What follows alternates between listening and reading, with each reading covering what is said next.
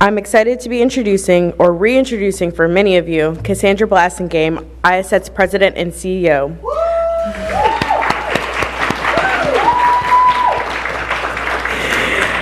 Cassandra is the President and CEO of International Creditors for Continuing Education and Training. She is the first African American woman and first woman to hold this position. Cassandra has served IACET in other capacities and joined the organization as a commissioner, where she evaluated training organizations who sought IACET accreditation. She served on the organization's finance committee, other ad hoc committees, and the board of directors. She then became the CEO, bringing several vantage points and internal experiences, which contributes to the organization's continued success. Before joining IACET, Cassandra had a 21-long career in higher education as adjunct faculty and associate professor, coordinator, director, vice president, and chief academic officer. She has served in the community college, HBCUs, and majority institutes, both public and private colleges and universities, and career and technical schools. In 2016, she began her career in the nonprofit trade association space as the Vice President of Education Services for Manufacturing Membership Association. Cassandra has held and holds membership on boards, local, state, and national organizations that include Alpha Kappa Alpha Sorority, Inc., Chief, Loudoun County Economic Development Advisory Commission, American Association for Adult and Continuing Education, University Professional Continuing Education Association, Council for Adult and Experiential Learning, CAEL, Presidential Transition Committee, Loudoun County Chamber of Commerce Ambassador, National Society of Collegiate Scholars, Community College Advisory Board, Community Women Against Hardship, the Children's Guild, DC Charter School, and she regularly speaks at conferences and events and provides lectures to delegations from China. You don't want her schedule, guys. Cassandra was born in Chicago, Illinois, and grew up in the suburb of Aurora, where her parents still reside. She is the oldest of 3 and has 3 sons and 4 grandchildren. Cassandra graduated from Talladega College with a Bachelor of Arts degree in Computer Science. She earned her Master of Education in Adult and Higher Education from the University of Missouri, St. Louis, where she is currently a doctoral candidate.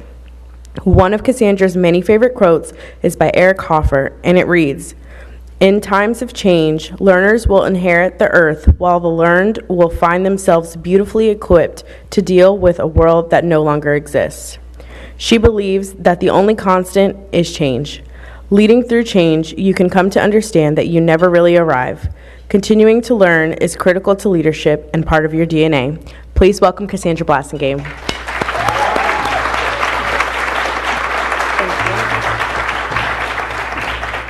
I don't know who she just introduced. I was standing there like, wow, I did all that? Wow. Give me one moment to get myself together here. How is everybody this morning? Yeah, fired up? Okay. Any other words folks want to throw out there this morning? Am I oh, thank you.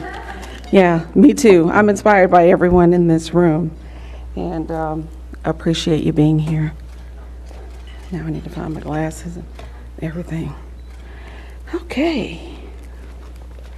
Well, yesterday, if you remember, and I'm sure everyone does, we had an amazing opening keynote speaker. She's in the room. And remember when she said, whatever you throw in the water, you can't get back? So I threw my fear in the water. I didn't get to the water, but I'm from the balcony. So it was. I got a pretty good arm on me. I played softball.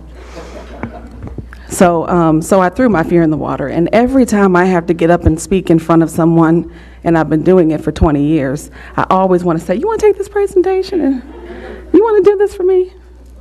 So, but not today. I am in awe of your presence and appreciate you all being here, but I want to acknowledge some special guests. You'll hear from them a little later, but For me, it's a very humbling experience to have people in my life and that I have encountered on my journey in my career. And I want to thank Dr. Belle Whelan for being here this morning and having a conversation with me. You all know who she is because I've been talking about you since I've arrived.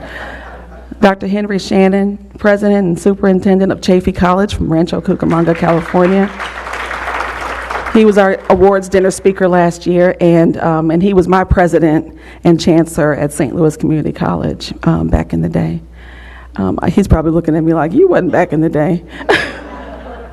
Daryl Lim, one of our board members that came all the way from Singapore. Daryl and I met back in 2018, and he has been an amazing advocate. But I just appreciate the fact that you've traveled 30 hours and 4 flights to get here. It's amazing, and it certainly speaks to your dedication and commitment. Dr. Joshi, is Dr. Joshi in here yet? He's not here. Dr. Joshi, he'll be on the panel. He came all the way from India, and he's one of our sponsors. So anyone that has traveled, from that far, I definitely want to make sure I'm acknowledging. And the people from Mindful Movement Academy came from Hawaii. And so people are coming. Are they in here yet? No? Oh, hey. Thank you so much. I can't even remember his name. We took a picture together last night. Douglas called me back in April when the committee was, they were reviewing all of the proposals, and all I had were topics. And he said, I said, well, I don't know which one of these topics are going to be, accepted, but I can give you an idea of what's been submitted. So I read off about 4 or 5 titles, and he said, that's it. We're good. We have sought IACET out intentionally, and we will be there. I'm going to let the people know we're coming. I was like, okay. They came. And they also attended the workshop, so appreciate it. Dr. Joshi, I just saw you come in. Where are you? There he is, right there, all the way from India, Pune. Thank you. I'd also like to acknowledge board members that are here. If you would please stand or raise your hand. Thank you so much for your support. We had a great meeting on Tuesday. Lots to share from there. Let's see. Commissioners, where are you? Our review team. There are quite a few of you here. Thank you for the work that you do. And are there any staff members inside here? I'm going to bring them up later. Where are you? Where are you? They're working. And to sponsors, if you would just please stand real quick, let people see you, so even though they have. Thank you so much for your support. We can't do things like this without you. I mean, we could, we just have to pay for it. Y'all didn't hear that part. Okay, want to go ahead and get started. Am I using the clicker here, Randy? Yes, okay. Yeah, well, here we go. I'm going to tell you what's been going on at IACET. This is my 3rd year. It's kind of hard to believe that, coming on board in 2020. It's interesting. Oh, there's my board chair. I was looking for you. Christopher Neubauer, would you please stand? Thank you. Thank you. So, came on board in 2020. Interesting way that I got here, and it's interesting, you come in on the calendar year, and so you're working through the year and you realize, wow, I'm almost done with my 3rd year. Coming into the organization at the time that I did was really interesting, I'll say that. I wasn't looking for a job, and so then I wasn't sure that when, 3 months later the pandemic hit that I made the right decision, but that was a fleeting thought that morning when I woke up, and then I had to get up and we pivoted, and here we are, and here you are. So it's been an amazing journey and, an interesting course of events. We've been around for, 50 plus years, I want to say 54. And what we came to realize as staff and people who have been involved in the organization, speaking namely of myself and Karen and Sherrard, it was association managed, and we'll talk a little bit more about that in a few minutes. But association managed, then making the transition to being staff managed was really something. So, documents are all over the place, and we're trying to harness some control and make sure that we've got our internal controls in place. It has been shocking, it has been enlightening, but it mainly has given us an opportunity to right the ship, and especially those of us, the three of us were commissioners. We were able to take what we knew and what we thought we needed in order to effectively do our jobs as reviewers. So our review team is very lucky that they can pick up the phone and call 3 people, and Karen is not so burdened down with all of the calls. They don't know that, and probably until now, only a few, tend to pick up the phone and they're on the other end. But it's true, to have this kind of vantage point with the organization is critical, and it is attributed to the success, the short-term success that everyone can see.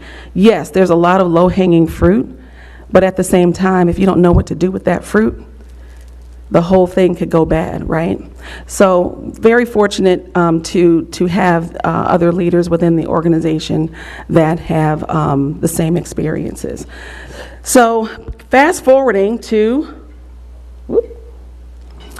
today, on Tuesday, we had a board meeting. And everyone knows what, well, if you don't know, you may have known what our mission was before. In 2020, we got together and implemented a new strategic plan and massaged the mission and vision a little bit, and it worked for us for the first 2 years. Over this last year, we've gone through a strategic planning process and have come to massage the mission and vision again. Going on a journey, you're to review these things every 5 years or so, see if things are the same, see if they're, what the only thing is that is constant is change, right? So we took a look at our mission and our vision, and as a new group of directors on the board and a new sense of spirit and self within the organization, we took a look at the mission and vision and decided to give it a bow. So our new mission is to accredit providers around the world that offer high-quality learning and promote continuous improvement. Does that resonate with everyone? We should all be committing that, yes. And that's the hope of the board, that it resonates with everyone. But when we look at the landscape of who you are, who we are as an organization, what our intentions are, that is what we came up with. And I stepped out of it actually and let the board go. And it was amazing to see a new group of people come together that are very passionate about education, that are passionate about IACET, and really put it into words. Our vision is something that I think is even greater: a world that learns better.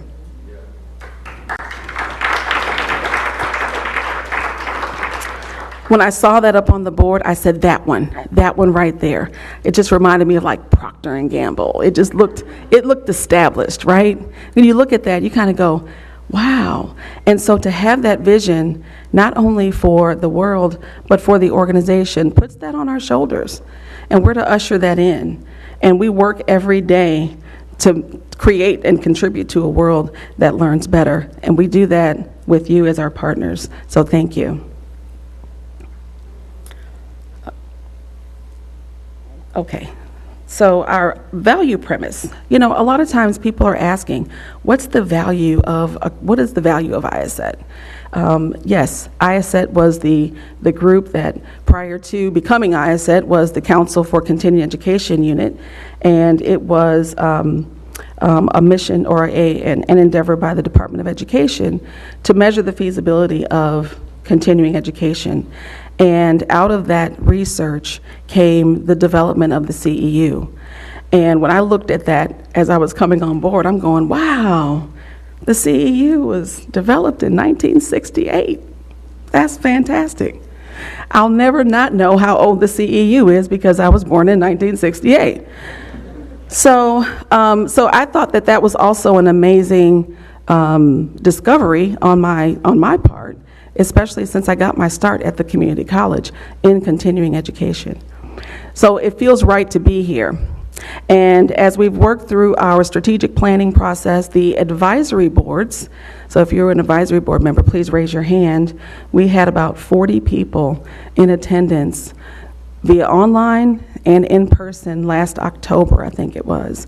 And that group got together. We had the construction safety group, the engineering group, the early child care group, the workforce and community college group, and I think there's another one that I'm missing, energy. How could I forget that? Whoop, sorry, Ty.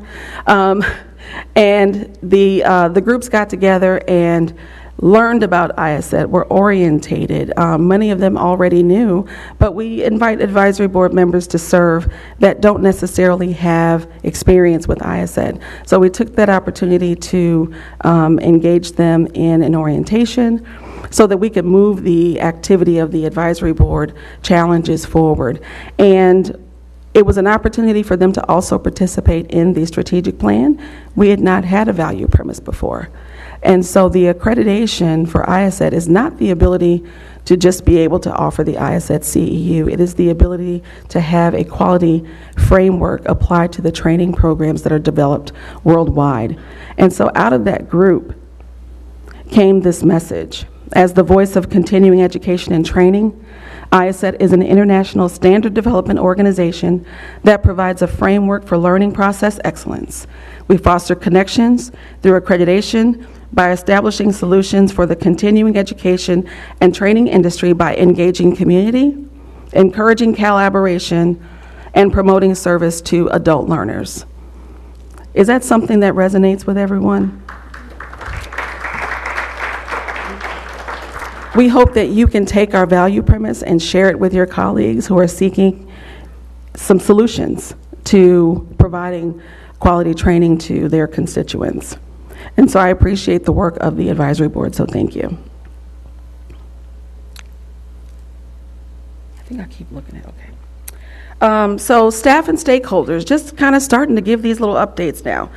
We were, again, managed by an association up until 2016. And if anybody knows anything about association management, it's usually just kind of managed to the status quo. But our board was very involved in the health and the efficacy of the organization. And quite frankly, we wouldn't be here without the work that was put in by that working board up until that time. So we moved to a staff-managed organization. We have 8 full-time employees, 3 contract, and about 37 peer reviewers, if I'm at least close to the number. Sometimes presidents and CEOs be up here giving wrong information. I've seen it myself. I was like, no, that's not it. But we do have roughly 37 peer reviewers that carry out the work of the organization. So the board has transitioned to full governance. We had an overhaul of the bylaws that we put to the affiliate vote last year that passed with flying colors. It was about a year-long process. Is that right, Randy? And it was daunting. It was, consensus is hard to come to, but we did it as a team, and we wanted to make sure that we were able to operationalize all of the functions that the organization was to carry out. And what sparked the changes of the bylaws was that we had an application that was denied, and that accredited or that applicant actually carried out the process the way they were supposed to. And so I get this in the mail and I'm going, oh my gosh, the board does not review appeals.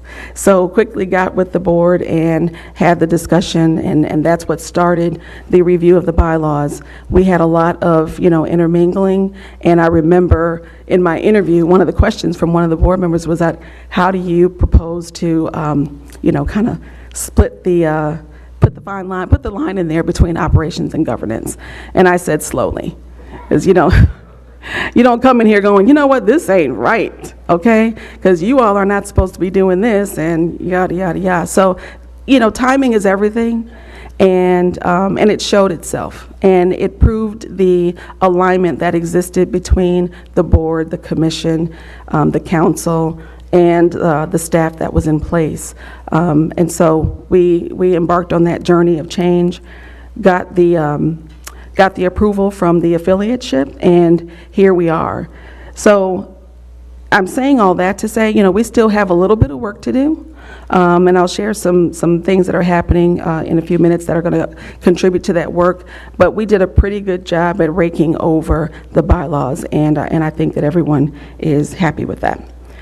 So we have active advisory boards that I mentioned. We met last year in St. Louis, actually, and had a great 2-day, fully attended, no one dropped out, and if they had to step away, they came back in, and it was a very exciting time. And all of our online, I think, Stephen, you were there online, and they were, very engaged as if they were in the room.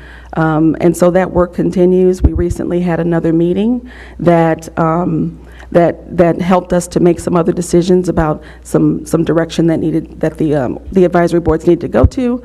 And what came out of that was a survey that can be applied industry-wide within the organization, and that came out of the Energy Advisory Board, so thank you all for that. And another tool that came about was to answer the questions for advisory board members is how to identify a prospective accredited provider. And so with Bradley Davis, our new business development manager, he will work along with advisory boards in helping them to identify those opportunities because they may be an accredited provider or they may be in a corporate affiliate. So he'll be around to help them to work through those decisions. We have an active Standards Development Council, and we are up for our own ANSI reaccreditation next year, and so we'll be looking at revising the current standard. The commission and some of the staff have been hard at work in taking a look at how we make it better. Because standards, that's what standards are supposed to do. They're supposed to make things better. So Narina and Kevin are our leaders on the Standards Council and Committee, so we appreciate the work that you have done and the work that you are about to do. So appreciate it. We have engaged committees. All of our standing committees, ad hoc committees, task force are assigned a staff liaison. And so we attribute the success and the engagement to having that staff liaison that's going to kind of keep up with everybody. And sometimes our committee members start keeping up with us. So that's how we know we've done our job in getting everyone engaged and involved. So to talk a little bit about the climate and culture of IACET, I've heard many, many times over during the course of this conference in casual conversations that I'm having with people, having with Michael, having with, there have been a couple of you that I've talked to this, on this issue about diversity. I'd like for everyone to just kind of take a look around the room because it is true. And I think that it is attributed to continuing education. We have to remain nimble. We have to be responsive. And the only way that we can do that is through collaboration, and not just with race and ethnicity, but in philosophical foundational thought, in beliefs. And it takes everyone because there are so many people, there are so many belief systems, and so it is important that as we build training, and we make them available, that we make them available in timely fashion, and in time with that interweaves into the cultural foundations of our globe. So I've had this conversation with a couple of people too. DEI, it's a buzzword, right? Everybody talks about DEI now. I'm like Thea now. Y'all might be my best friend when I'm done, or y'all might hate me when I'm done. But what I want to say about DEI is there's been so many naming conventions around diversity, and I won't go into try to, even remember what they are, but this is the latest diversity initiative. And Forbes magazine put out an article, I think it was Harvard Business Journal, put out an article about DEI, and it wasn't going to happen really unless it was a top-down decision. So my peers had to engage in putting these initiatives in place. But what it also mentioned was that people were not going to get contracts. Services were going to look at this. Government was going to look at this. Other people who needed these business services were going to look at this. And so herein lies, again, it affects the bottom line. And so is it genuine? It's another approach to, okay, well, you know what? We're putting it on the table. Well, I think the D and the E are misplaced in this. And I think that inclusion is what should be first. So I don't know, I might be naming something different. I might, now look, don't y'all take my stuff, because I can get it copyright. I'm being recorded. But without being intentionally inclusive, diversity doesn't happen and equity does not exist.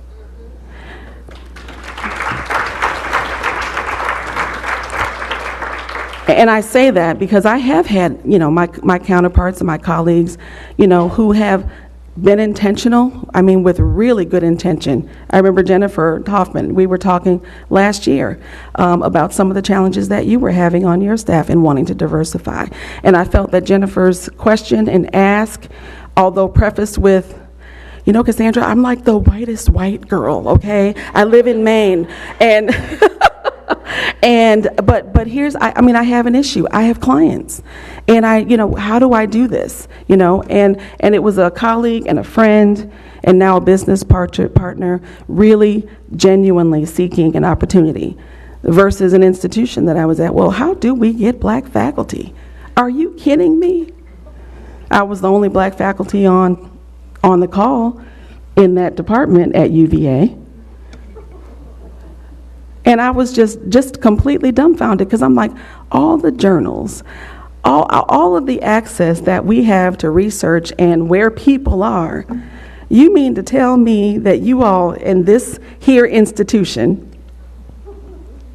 don't know where to find black people? So now everybody's looking at me. I'm not doing that work for you, okay? We're going to talk about it, and then I'm going to give it some legs, and y'all going to work it out. Because y'all had this issue before I got here. I think that's probably why I'm here. But at any rate, it doesn't happen if it's not intentional. And you can look at our board, you can look at our staff, you can look at our commission, our council. It's not that we are an international organization. It is that the board's vision, your president and CEO's vision, is to make sure that we have that diversity and that the inclusion happens intentionally. And that's how you get what you see in the room. So thank you for that.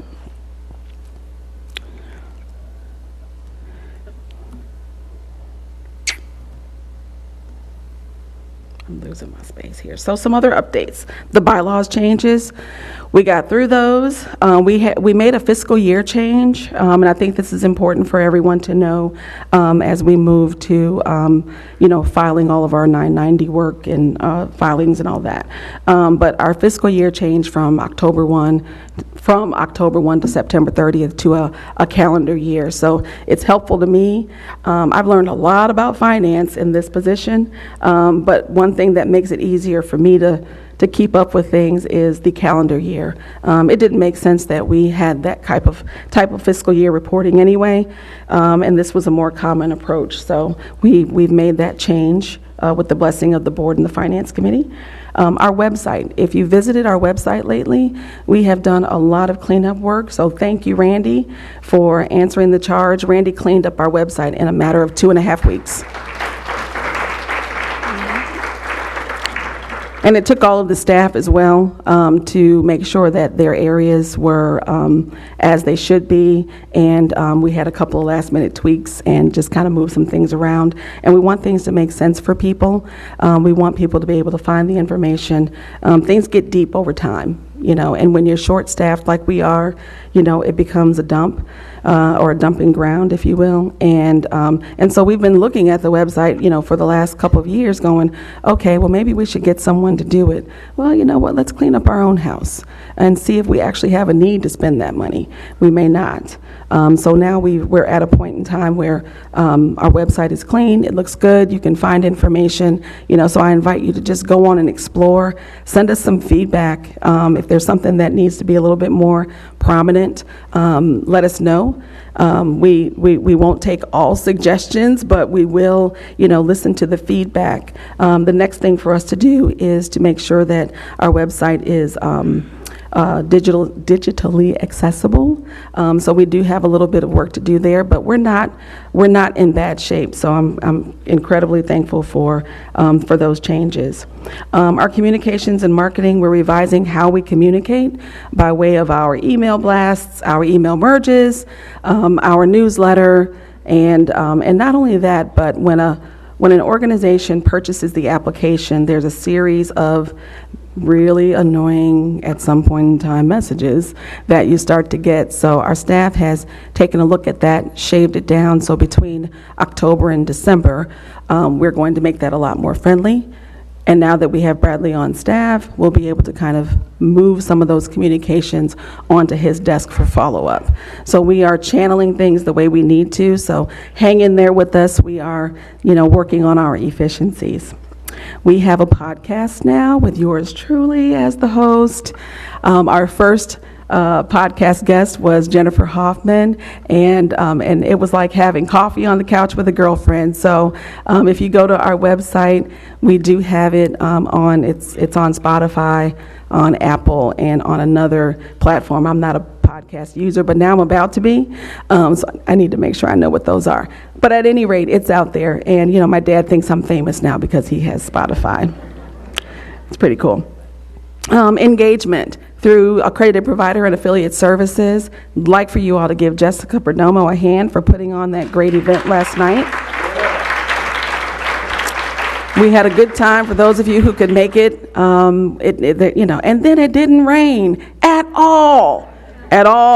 Like this morning, it's beautiful. I was like, Yolanda, look. So we just kind of went, she's been, That's what she does. So, but we had an amazing time last night, and Jessica is the person that sends out all of our plaques and individual affiliate information, and so she is working very hard to update our collateral and make sure that we're sending some really nice packaging out. We did have to change our plaques. Some of you have that beautiful black plaque with the floating glass, and they discontinued it. So when you get your reaccreditation plaque, it won't be looking like that. It's now just a little brown plaque with a little gold plate on it, but the value of that plaque, okay? So doing that, and with our individual affiliates, she's created individual membership cards and gotten some really nice IACET pins, which I think all of you have in your bags. So we are really happy about what's going on there, and it's those little things, those little touches. Our individual affiliates didn't get anything before. Just a thank you for your fee of $129. We appreciate that, and join a committee. So she's really beefed up our engagement there. Accreditation is doing a lot of work, has done a lot of work over the last year in refining our guide to accreditation, the commission policies and procedures, working diligently with Randy on our back-end business solutions, and really bringing things to a point where we can, all not be so confused about what's going on and what we're called and, what we're doing. So that is happening in the accreditation area, and things are really just kind of moving forward. We're looking forward to some other growth opportunities that are presenting themselves to us, and we're trying to be prepared for that workload. The CET standard revision is happening with the Standards Council, but what else is coming up are the competency-based learning and open digital badging standards. And I'll say this is a kind of a, I don't know, I'm going to put it out in the universe and just kind of hope that it happens, but we're in talks with Kale right now on some standard development work. So Christine Carpenter and I are working along with some other team members to really kind of flush that out. And if you don't know anything about Kale, go over there and learn, but everybody's familiar with the credit for prior learning, right?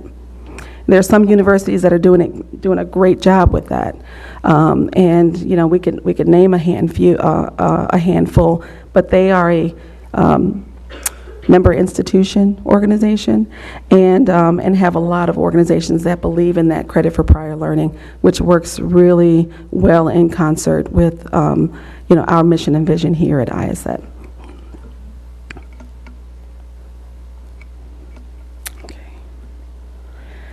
So in our board meeting the other day, we proposed some ideas. So from our junior staff came ideas for new affiliate categories, so young professionals, to kind of give them a price break, right? Everybody's had that college or college membership to association, so we've developed that here. We have an increasing emerging leader or young professional constituent, and it was really funny because our young people really thought that they were the youngest people in continuing education and training. And I thought it was the funniest thing. So I opened up the doors and helped them grow eyes to see through some survey information, that they were in fact not. So they were starting to feel a little bit better about themselves and their place in the world. So they came up with that. And then, last week, Jessica said, well, what about retired people? What about retired people? Fixed income, just want to be engaged. I had that affiliate or membership status in my previous employer, and there weren't a whole lot of them, but I have a professional engineering certification, and I want to maintain that. So if that's all you want to do, my goodness, have this little membership right here. Come on in, because what you have to say is what we need to hear. And they bring, another level of gravitas to what it is that we're doing, because what's old is new. Things just kind of circle back around, and it is important that we have that institutional memory. Board expansion, so we're adding 2 additional seats. They are industry professionals, and they'll be board elected. And so we are looking to have some people at the table that are from the industry directly. Our board consists of individual affiliates and accredited providers, and sometimes when you're in it, you just kind of need that extra piece of information or vantage point, from leaders, at different levels within the industry. And so we're looking at having that, having that happen. I am over time, so I'm going to try to breeze through this here.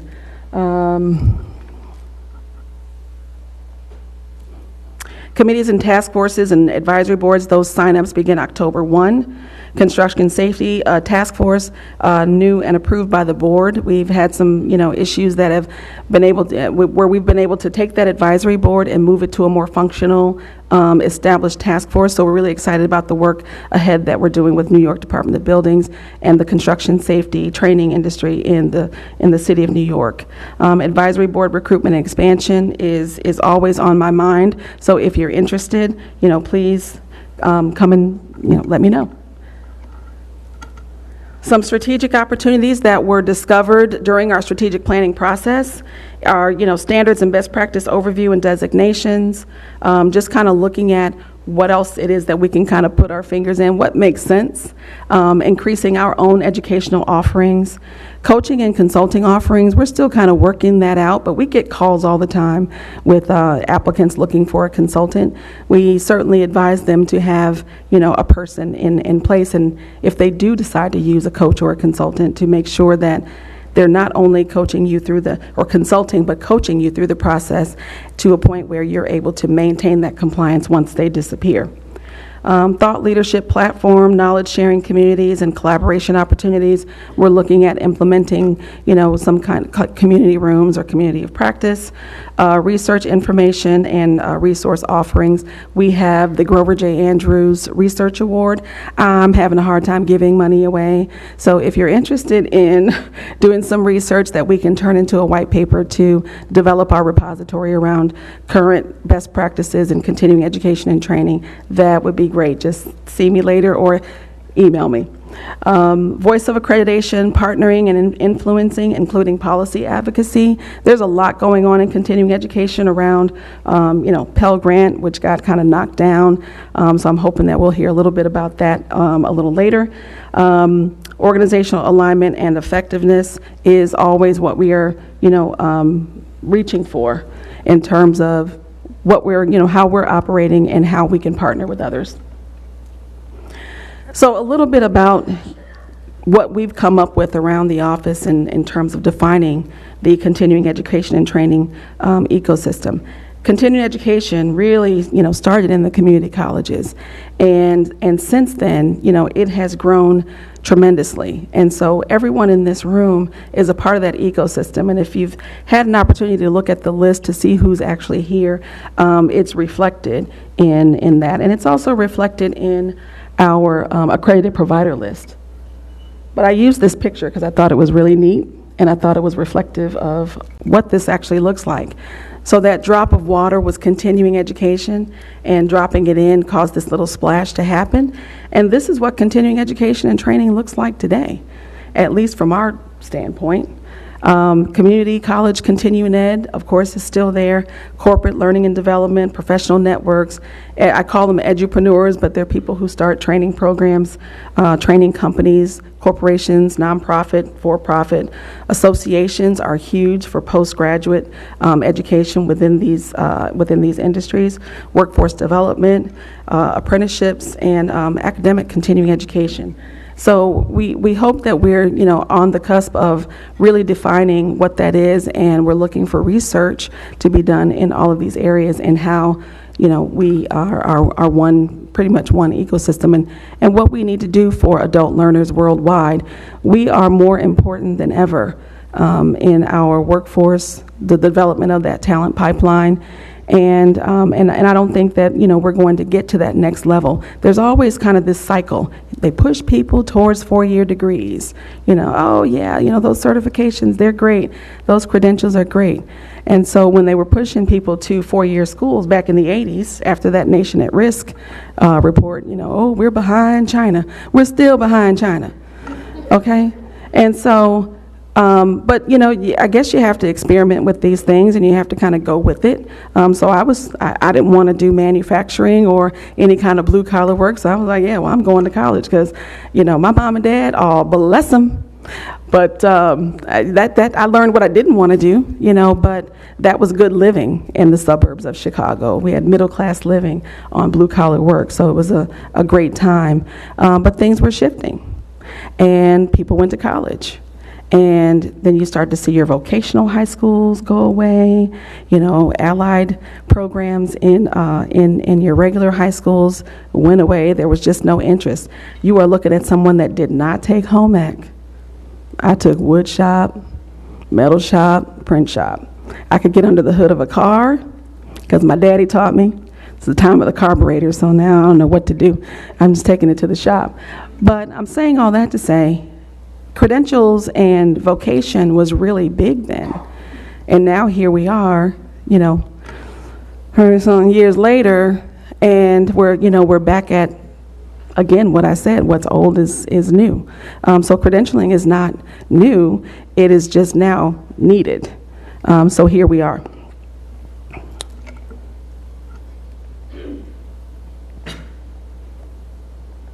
All right. Some of our strategic goals, I will make this PowerPoint available, but I'm getting way into time for our panel discussion. So it's serve as the voice of continuing education and training, establish standards, best practice overviews, increase the IACET brand recognition. So we not only want training organizations to know that this is a quality training program, but we want the learners to know.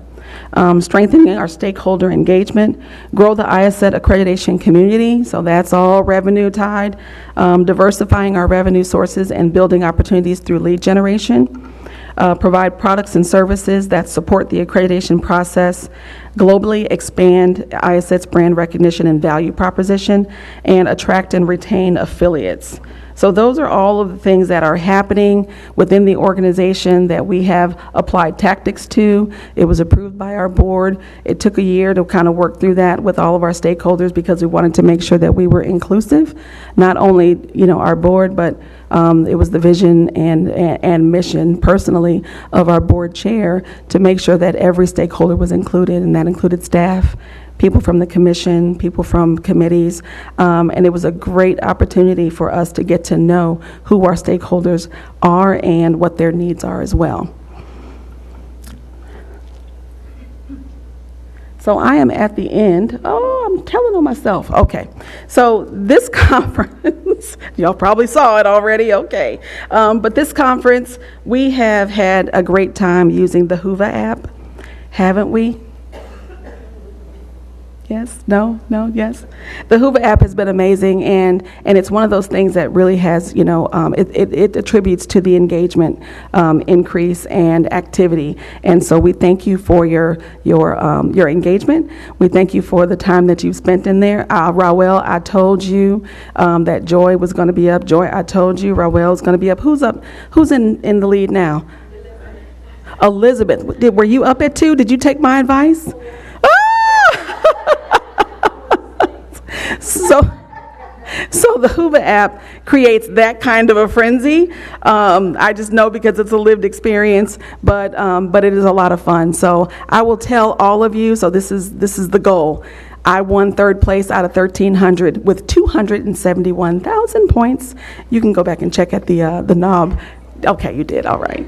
And so that was because I was up at 3 in the morning trying to beat out these other 2 people who woke up at 6. And by that time, I was working on other stuff. So the Hoover app has been great. We have 162 registrants. We had 114 last year, so that's significant growth. I'm certain that we'll be over 200 next year. So this is the 3rd year. The first year we were 100% virtual, and Randy Bowman, our Chief Information Officer, did his thing on that virtual platform, and our junior staff actually ran the conference the entire first day and developed a lot of videos and produced those, and it was amazing and a lot of fun. Last year we did hybrid for the first time, and our live stream sponsor, Beacon Live, was a major contributor to the quality that was rendered from that experience.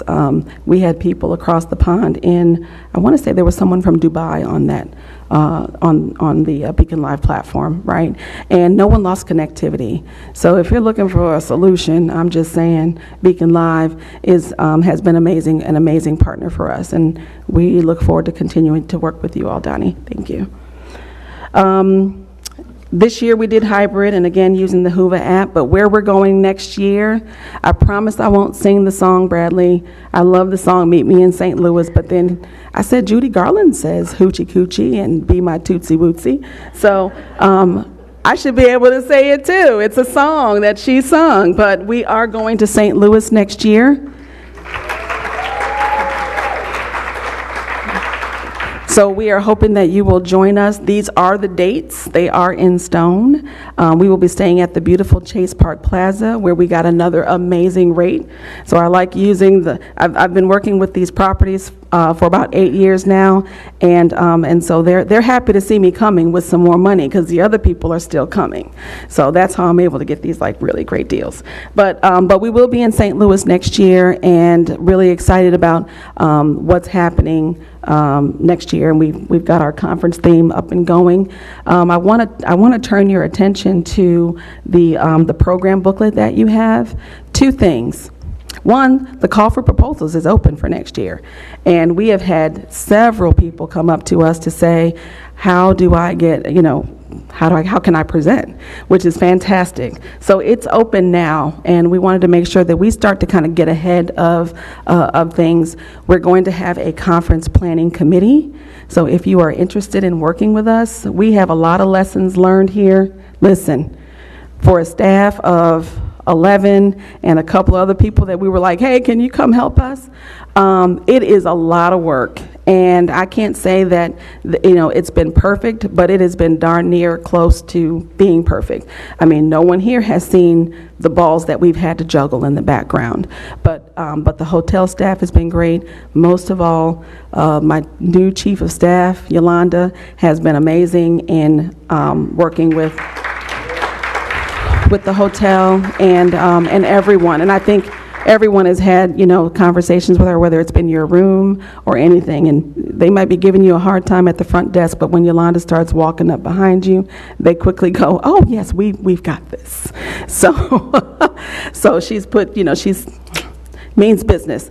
But, to the big three, I'm calling them the big three. That's Yolanda, Randy, and Bradley. They've been the main, the heart of what's been going on with this conference, and I know everyone has had some engagement and opportunity to work with them. Thank you for the compliments, on all the staff, but and they're really appreciative. We've had some really good support, so we really appreciate it. One of the things that I also want to make mention of, in sync training, we are, in partnership, and you've heard Jennifer on stage yesterday. You see the balloon arch that they have. It is a celebratory time. It is the first partnership of its kind with IACET, and we are excited about what it is that you all are providing to the accredited providership. It's a part of our strategic plan to make sure that we are developing products and services that, support the accreditation process and the training manager function. And so we entered an agreement, and they have classes. We have classes that are starting as early as October, one in October and one in November. So please visit our website. Take a look inside the program booklet. The description is there. One of the instructors, Karen Veith, is here. So if you, have any questions about what's going on there, please feel free to go in there. They are amazing trainers, and if you attended their sessions yesterday, you'll know. They've been doing it for a long time. And when we were doing our podcast, she said, yeah, I've been doing this, since the days of modems. And I just started hearing, I was like, wow. Yeah, I think it's in everybody's head. So thank you so much for, your willingness to partner with us. I know it's been a goal of yours, and since we've talked about it, it's quietly been a goal of mine. So thank you. Thank you all for your time and attention. If you have questions, I'm going to ask that, you just kind of see me in the halls.